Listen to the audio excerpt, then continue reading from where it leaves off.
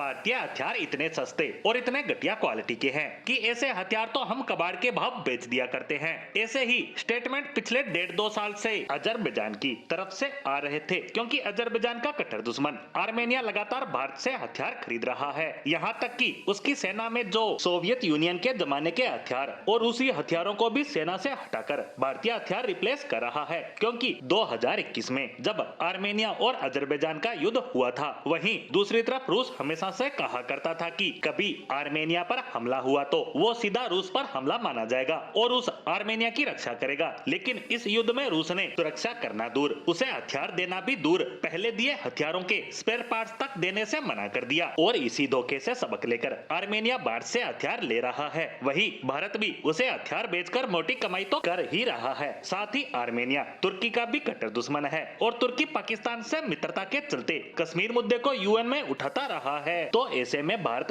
तुर्की को भी काउंटर कर रहा है आर्मेनिया के रास्ते, और इसी कारण अजरबैजान भारत से चिढ़ा हुआ है और उसके हथियारों को कबाड़ बताता आया है। लेकिन अब खबर आई है कि अजरबैजान इन्हीं घटिया हथियारों को खरीदना चाहता है, लेकिन उसने ये रिक्वेस्ट किसी तीसरे देश के माध्यम से भिजवाई थी, जिस पर भारत ने साफ इनकार कर दिया है। अब कुछ लोगों को ये गलत लगेगा कि मना क्यों किया, हमारे हथियार तो बिक ही रहे थे, हमें उनकी दुश्मनी का क्या। तो इसके पीछे की जियोपॉलिटिक्स को समझना पड़ेगा। आर्मेनिया भारत की शरण में आया क्योंकि रूस ने उसे धोखा दिया। अगर भारत भी ऐसा करेगा तो क्या आर्मेनिया भारत से हथियार खरीदेगा? ये छोड़े, क्या दुनिया के बाकी देश भारत पर भरोसा करेंगे? तो जवाब होगा नहीं। दरअसल आज के समय भारत को एक रिलायबल पार्टनर माना जाता है, जो दोस्ती हर हाल में निभाता है। वो विश्वास हम खो देंगे, हमें भी अमेरिका की तरह धोखेबाज माना जाएगा, फिर हम चाहे कुछ भी कर लें, कोई हम पर भरोसा नहीं करने वाला। इसीलिए भारत ने अजरबैजान को साफ मना कर दिया कि आप जरा आगे चलिए, आपको यहाँ से कुछ नहीं मिलने वाला। लेकिन यहाँ ये बात तो साफ है कि अजरबैजान इस पर रुकने वाला नहीं है, क्योंकि उसने अभी